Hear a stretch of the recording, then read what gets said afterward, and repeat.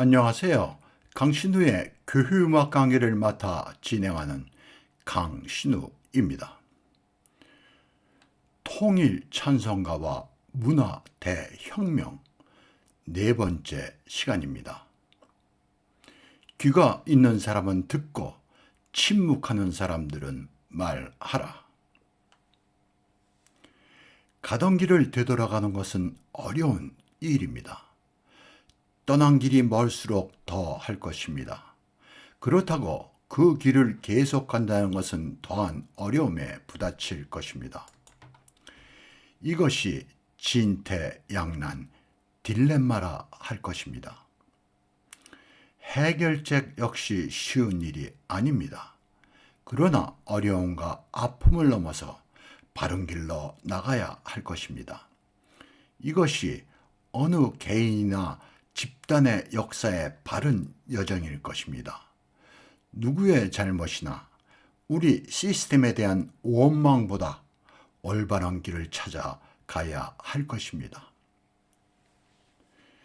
현실에서의 문제는 우리 교회의 찬송에 대한 생각입니다.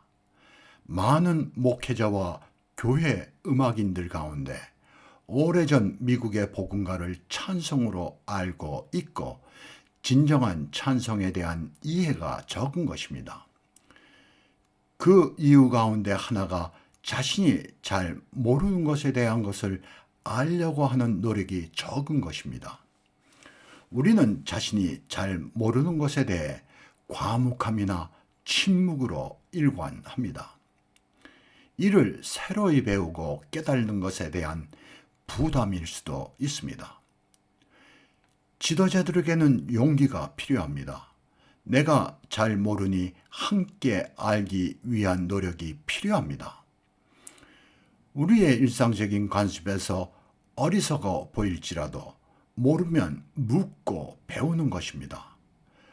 더욱이 나와 관계된 여러 분야에서 더 이상의 과묵함에서 벗어나야 우리 교회의 미래가 있는 것입니다. 통일 찬송가와 새 찬송가의 새로이 번역된 찬송 가운데 원래의 찬송시에 비하여 너무 많은 절을 생략하거나 곡조와 시의 어세를 전혀 맞추지 못한 것이 있어 노래하기에 어려울 지경의 번역들도 있습니다. 한편 기존의 찬송시를 부분적으로 고친 흔적이 많은데 이 경우에도 시적인 문체를 일상어로 고친 부분이 자주 발견됩니다. 선교 초기의 선교사들이 신도들에게 찬송을 가르칠 때 노래 부르기에 어렵거나 어색한 찬송 번역을 지적하곤 하였습니다.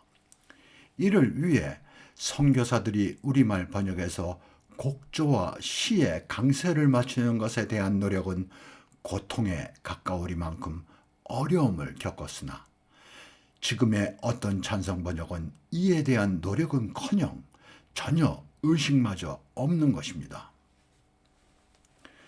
나는 우리 찬송가의 찬송 번역자들의 이름을 밝히는 것을 주장해 왔습니다.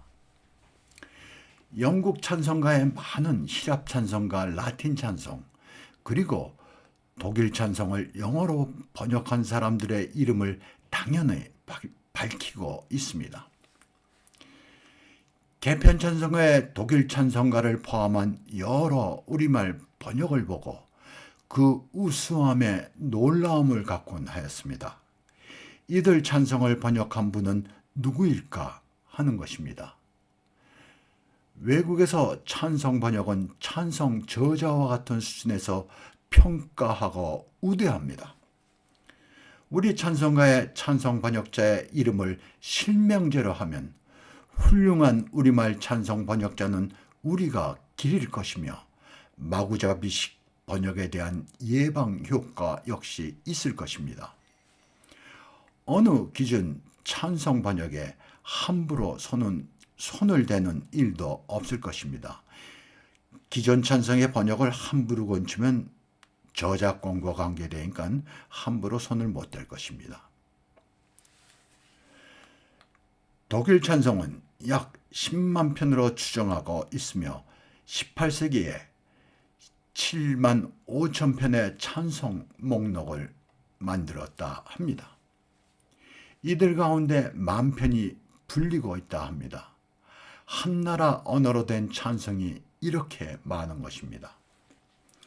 영국의 찬송 저자 찰스 웨슬리의 찬송은 6,500편에 이르며 그 가운데 찬송가에 실려 우리가 부르는 찬송의 수는 그의 찬송 가운데 아주 적은 수입니다. 인류 역사에서 헤아릴 수 없이 많은 찬송들 가운데 역사라는 아주 굵은 채로 걸러 우리에게 전해진 찬송 가운데 커다란 바위 크기의 적은 수의 찬송이 우리에게 전해진 것입니다.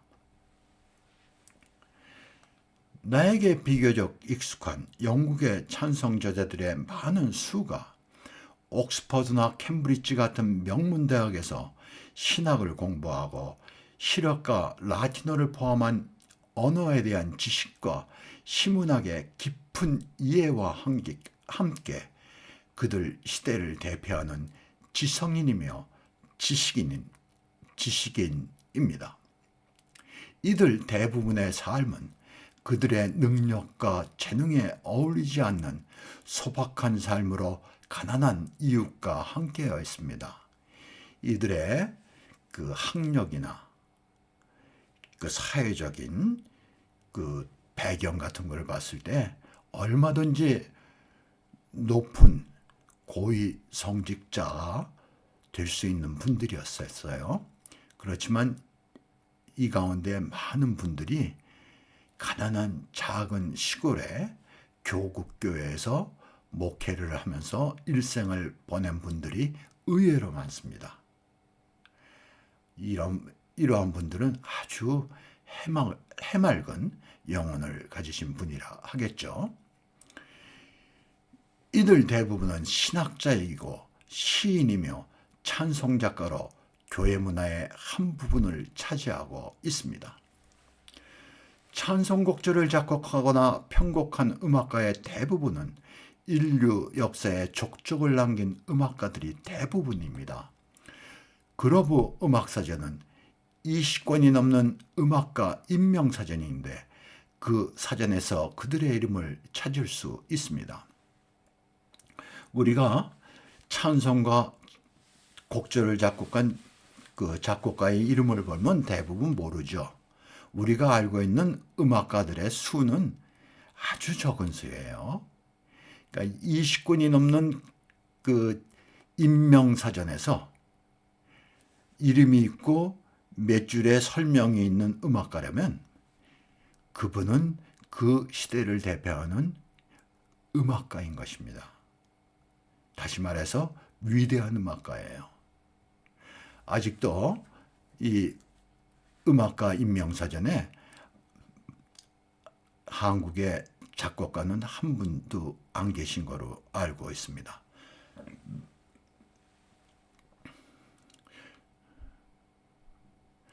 독일 찬송의 작곡이나 편곡은 종교개혁 이후 많은 독일의 음악가들과 영국 역시 같은 시기에서 현재에 이르는 음악가들입니다.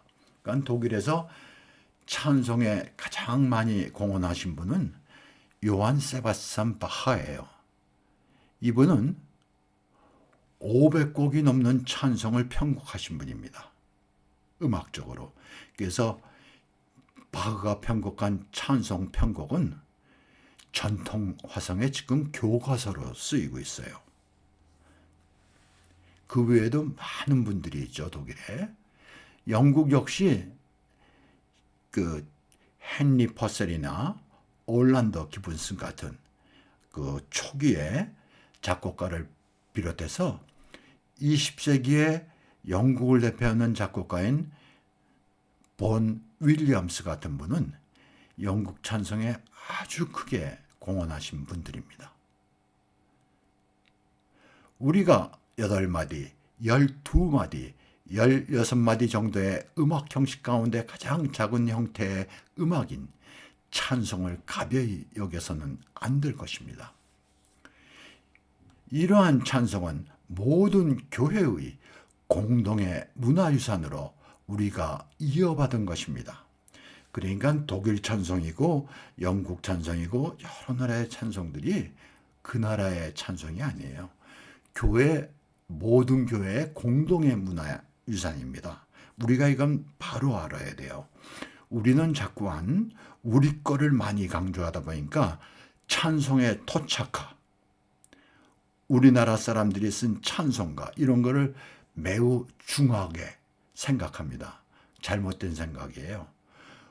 우리가 쓴 찬송가가 이 공동의 문화 속에 속할 수 있을 때 그게 바른 길입니다. 너무 우리 거를 필요 이상으로 강조하는 것은 찬송에 대한 올바른 이해가 아닌 것입니다. 새 찬송가에 128편의 우리 찬송가가 채택된 것은 놀라운 것입니다. 아마 찬송의 양대 산맥인 독일과 영국의 찬송가를 제외하고 이 정도의 자국 찬송이 실린 찬송가가 있을까 하는 생각입니다. 아마도 미국의 수많은 찬송가에도 미국인의 찬송시와 곡조가 이 정도 수가 찬송가에 있을까 하는 생각이 듭니다. 그러니까 미국은 우리보다 찬송의 역사도 깊고 많은 찬송 작가와 음악가들이 있죠. 그런데도 내가 생각하건대는 미국 찬송가에 이렇게 100편이 넘는 찬송가는 미국인 찬송가는 없으리라 생각됩니다. 없으리라 생각돼요. 우리 찬송시 가운데 운율시의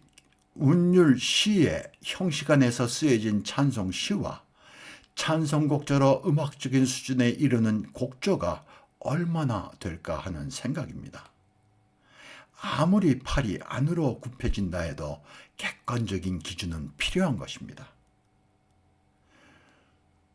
우리의 현실은 미국의 복음가를 찬송으로 생각하고 가장 익숙한 것으로 우리 찬송시 가운데 많은 수가 찬송이기보다는 복음가에 가깝고 곡조 역시 미국의 복음가 곡조를 닮은 수준의 곡조들이 대부분입니다.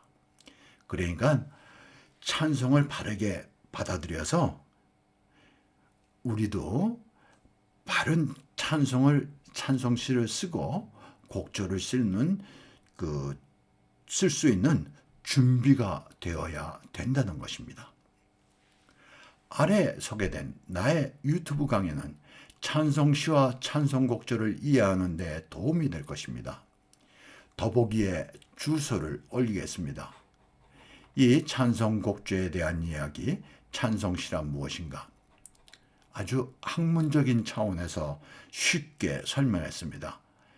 찬송시를 쓰고자 하시는 분이나 찬송곡조를 작곡하기를 원하신 분들은 이 동영상 강의를 꼭 들어주시길 바랍니다. 아주 학문적인데 이해하기 쉽게 정리된 강의입니다. 첫 번째, 한국 개신교의 찬송가의 미래에 대한 이야기입니다. 호주에 유나이팅 처치라는 교회가 있다고 합니다. 이 교회의 이상은 세계 모든 교회가 하나 되기를 바라며 유나이티드가 아닌 유나이팅, 연합 중이라는 진행형을 사용한다 합니다. 그러니까 유나이티드 메소디스트, 유나이티드 프레스비테리안 처치 이런 교회들은 많아요. 그런데 유나이팅 처치라는 그 초교파적인 교회는 처음 보는 것 같습니다. 이 교회도 매우 특이한 교회임이 분명합니다. 이 교회의 이상과 우리나라 찬송가가 추구하는 이상은 같지 않나 생각도 해보았습니다. 다행히도 우리에게는 과거에 뛰어난 두 권의 찬송가, 개편 찬송가와 새 찬송가가 있어 그나마 언덕에 등을 비빌 수 있는 여지가 있는 것입니다. 어느 교단이나 교회에서 이들 두 찬송가 가운데 하나를 선택하여 사용하고 부족한 부분은 찬송가 부록을 만들어 사용한다면 가장 쉬운 해결책이 될 수 있습니다. 성경과 찬송가 그리고 찬송가 부록을 교회에 비치하면 더 효과적일 것입니다. 외국의 교회에는 당연히 비치되어 있는 찬송가와 성경이 우리 교회에는 없는 것입니다. 왜 우리 교회는 이들 찬송가와 성경을 교인들을 위해 비치하지 않을까 하는 생각을 해보곤 하였습니다. 어느 분야이건 교육 없이 자연 상태에서 저절로 익혀지고 이루어지는 것이 없다는 것은 누구나 다 아는 것입니다. 찬송 역시 체계적인 교육 없이 발전은 생각지도 못할 것입니다. 일반적으로 우리는 찬송이 쉽게 익혀지고 부를 수 있다 생각하나 대부분의 찬송은 체계적인 교육과 노력 없이는 이해하기가 어렵습니다. 이는 대부분의 찬송이 성경 말씀을 노래로 부를 수 있도록 시적으로 재구성한 것으로 이를 이해하기 위하여 성경에 대한 지식은 물론 문학과 음악 그리고 기독교 교리와 교회 문화 전통에 대한 얼마간의 이해가 필요한 것입니다. 성교 2세기를 접어든 한국교회는 수적 성장에서 큰 진전이 있었으나 질적 성숙은 부족하다 하겠습니다. 그러므로 하나님께 일방적으로 구하는 신앙에서 찬송 교육을 통하여 하나님께 드리는 신앙으로 거듭날 수 있어야 하겠습니다. 성경 공부가 한국 교회의 성장의 밑거름이 되었다면 찬송 공부는 한국 교회의 성숙의 초석이 되리라 생각합니다. 또한 아름답고 가치 있는 교회의 전통 문화를 이 땅에 뿌리내리게 하는 계기가 되리라 믿습니다. 그동안 글과 강의를 마무리하는 내용이 되겠습니다. 개신교의 개혁자 가운데 마틴 루터와 존 칼빈이 중심에 있습니다. 이 두 개혁자의 음악에 대한 견해와 음악을 활용하는 데에는 큰 차이가 있어 보이나 근본적인 면에선 같은 것이라 생각됩니다. 루터는 음악은 하나님이 우리에게 주신 가장 귀한 선물이다. 하나님 말씀 외에 음악보다 귀한 보배가 이 세상에 없다. 신학 다음의 자리는 음악이다. 귀로 듣는 기적이 눈으로 보는 기적보다 놀랍다. 이는 하나님의 말씀이나 음악을 귀로 듣는 것이며 믿음 또한 듣는 데서 생기기 때문이다. 하나님의 말씀, 음악, 믿음 이 세 가지가 진실로 기적이다 라 하였습니다. 그의 음악에 대한 찬사는 끝이 없습니다. 루터와 같은 시기에 네덜란드의 종교 개혁자인 츠빙글리는 예배에서 음악은 영적인 정신을 잃게 한다 하여 예배에서 음악을 철저히 금지하였습니다. 그는 예배에서 찬송을 대신하여 시편을 읽거나 교독으로 대신하였습니다. 어느 사람이 찌붕글리에게 그 시대의 예배에서 성가대가 노래하는 선거곡에 대한 물음에 집에서 가족과 함께 여가 중에 즐기라 하였다고 합니다. 아마 그 성가대가 부르는 그 성가곡을 집에서 부를 수 있는 형편이 되는 가정은 아마 음악가 가정에는 가능치 않았을 것입니다. 그러니까 조금 무리한 얘기가 되겠죠. 그는 루터의 버금가는 음악적 소양과 능력을 가진 사람이어서 이 소식을 접한 루터를 놀라게 하였다 합니다. 루터는 예배에서 음악은 영적 정신을 잃게 하는 것이 아니라 찬송할 때 말씀을 살린다 하였습니다. 그는 찬송이 하나님의 말씀을 해석하고 이해하는 데 도움을 준다 주장하였습니다.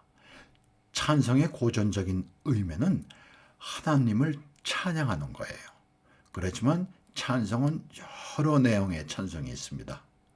그 가운데 많은 찬송이 하나님의 말씀을 해석하고 이해하는 데 도움을 주는 찬송이 아주 많습니다. 성가대 찬양인 경우에 특히 그래요. 성가대 찬양인 경우에 하나님의 말씀을 해석하고 이해하는 데 도움을 주는 찬송이 많이 있습니다.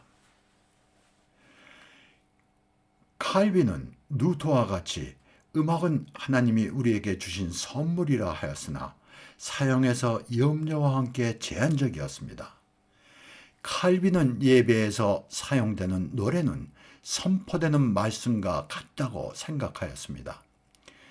개혁교회에서 시편가는 성경에 버금가는 것으로 이에 대해 매우 엄격하였습니다.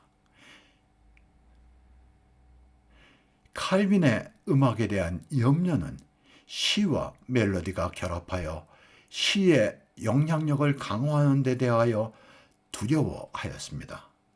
칼빈은 음악은 더럽혀지고 오염될 수 있다.